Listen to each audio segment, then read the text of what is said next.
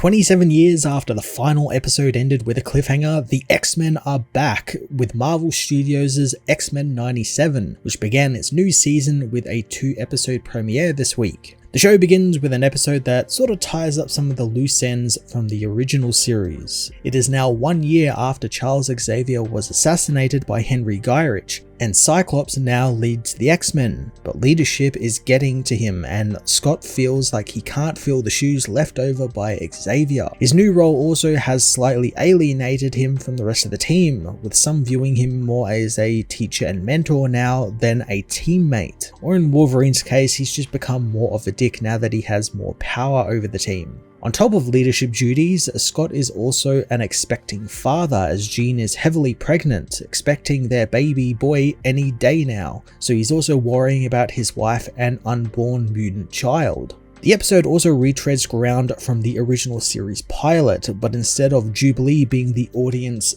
POV character into this world, we now have Roberto da Costa, who is rescued by the X-Men from a group of anti-mutant mercenaries who have somehow gotten their hands on some Sentinel technology, something long thought gone with the destruction of the original Master Mold. The show is quick to get into the action, and man, the action is absolutely fantastic this time round. With animation evolving over the last 30 odd years, the show can pull off things the original series could only dream of on its budget, and none benefit more from it than Cyclops in this episode, as Scott gets some real awesome action sequences and he gets really creative uses of his powers now that we can do all this really cool stuff with animation. So he's able to use his power to push himself around the battlefield or even use it to briefly fly and cushion his falls. The action feels a bit more dynamic this time round as well. There's a lot more moving camera actions since the show is, well, still going for that 2D look, is actually 3D, and I love the effects they've been putting over everything to make it feel like you're watching a cartoon on a Saturday morning in the 90s on a CRT. The entire show is actually covered with a sort of CRT HDR warming sort of effect to it, and adds an extra layer to the show that makes it just feel that much more texturized, if that makes sense to anyone. The show has a great texture to it and look to it. So after the X-Men's big debut back, Roberta is taken in by the X-Men but quickly escapes as he wants no part of being an X-Man or even a mutant. And this plot point is left up to Jubilee to help convince him that being a mutant isn't all bad and they're there for him as a family, not just a team. It's a great use of her since she obviously went through the exact same thing in the original series, so she has some first-hand experience, and it's kind of like her passing the torch, as it were, to the next generation, even though it's only been technically a year in the show's timeline. Scott meanwhile uses Jean to mentally interrogate Henry Gyrich for the location of Bolivar Trask,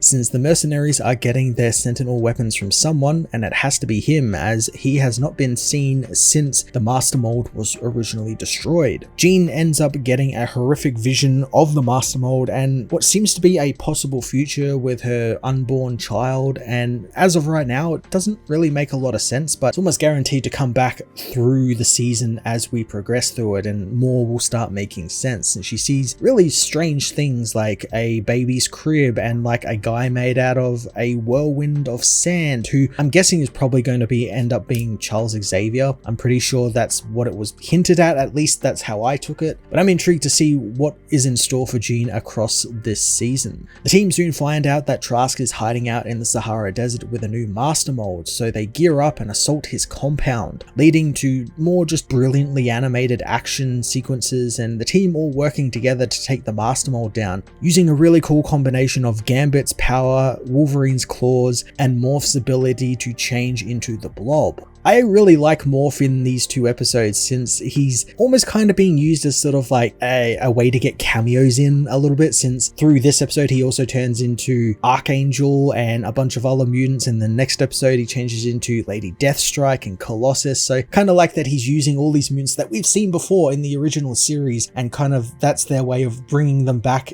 in a way to have them in the episode just ever so briefly. And it also makes Morph really OP since he can change into all of these people and just be super useful in a fight. During this battle with the Master Mold, Storm is given a real awesome sequence where she uses her lightning to turn the sand dunes around them into glass, which she then shatters and fires at the Sentinels, ripping them all to pieces. With Trask dealt with, the team decide to celebrate with a much needed basketball game, but before they can even get into the game properly, they find out the mansion has been breached by someone, and someone familiar as Magneto has arrived, stopping by the mansion to fulfill Xavier's last wishes for him, which was that he is to become the new leader of the X-Men. Episode 2 is where the show really starts making its own way now that the wrap up from the original series is mostly done, and we find Magneto, in the wake of Xavier's death, has been acting a little bit more heroic, which catches the eye of the public and of course the United Nations, who come to the mansion looking to arrest him for his multiple war crimes. Magneto agrees to a fair trial at the United Nations and goes mostly quietly, but with such a public trial gains the attention of anti-mutant mercenaries, who wish to kill Magneto with a special weapon they have developed. Magneto though manages to escape with the UN Council and the Executioner, the main masked villain of this episode, and he takes them high into space to explain that he is trying to honor Xavier's final wishes for him to do better by humanity, and he is seemingly proving that here. Again, this could just be all part of his long game and some way he's going to get back at the X-Men or something, but I kind of like this new heroic side of Magneto, and it's something we've been seeing in the comics a lot lately, where he has joined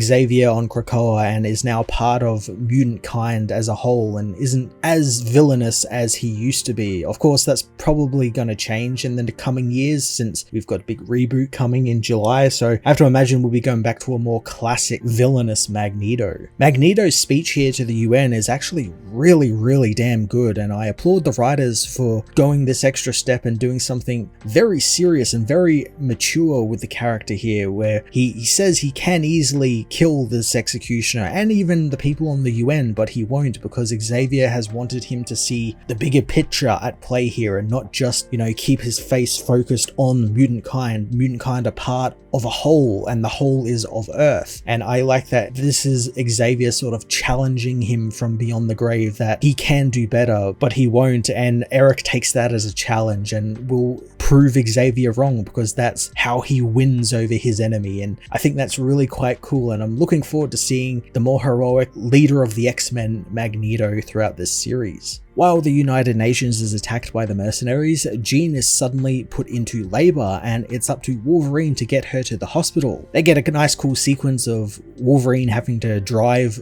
Jean to the hospital, and they have to dodge all these people, and Jean's powers are going insane because she's in labor, so she can't really control them, so ripping the roof off the car, and it's really frantic and crazy. I love it. She also gets to the hospital and finds that they won't deliver her baby because she's a mutant, and again, her powers could just go haywire at any time and hurt anyone. It's totally reasonable explanation for why they can't deliver this baby. But Rogue and Scott end up turning up, and Rogue takes the doctor's skill set through her touch and is able to help deliver Jean's baby. The baby they of course name Nathaniel Charles Summers. Of course, the anti-mutant mercenaries actually end up getting their weapon off and end up firing it, and instead of hitting Magneto, it actually hits Storm, who takes the shot for Magneto, and we find out that not only does it render her powerless, it also strips her seemingly of her mutant gene completely, leaving her totally human. This came as a legitimate shock to me since they have just taken out one of their main characters of the show, but also in doing so they have also put her in an interesting arc for the season as Storm decides to leave the X-Men and venture out on her own to, I guess, find herself as a person, and who is Storm without her powers? Who is that woman? And that's a story I'm really looking forward to seeing, and hopefully we actually do see it and it's not something that happens off screen and she just comes back in a couple of episodes. On top of that, Storm was always kind of the team's ace up their sleeve, being that she was an Omega level mutant, so without her in the equation it should put some extra pressure on the other members of the team and might even lead to some inter-team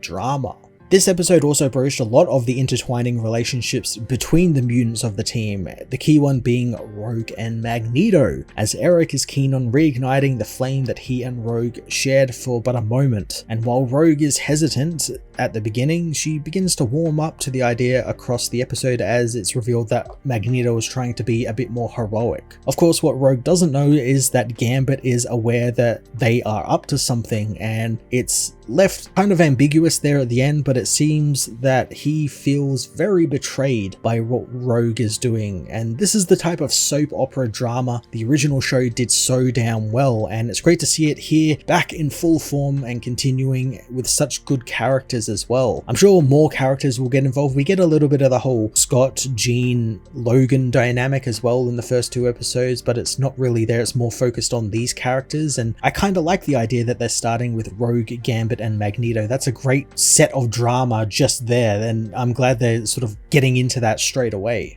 As Scott and Jean's baby is delivered and the show comes to a close, we are left with one final cliffhanger to keep us on the edge of our seats until next week, and that is another possible future Jean Grey turns up at the mansion before passing out, shocking the heroes and of course us as the audience. Now we've got to wait a week. The X-Men's return to cartoons with the first 2 episodes of X-Men 97 was a masterpiece. Everything is firing on all cylinders. The voice acting is brilliant, both from the new cast and returning seasoned veterans of the show. The writing is also top-notch, with great flourishes of humor intertwined with serious adult drama, and of course there's the action, which thanks to the advancements in animation has taken a huge leap forward and just looks amazing, utilizing all of the X-Men's powers and skills really well, and it's all just put on display. Whatever this show costs to make, it's all on the screen, and you can absolutely tell with these action sequences. The X-Men are back, and hopefully they are here to stay for a very long time. I'm going to give both these episodes a 10 out of 10.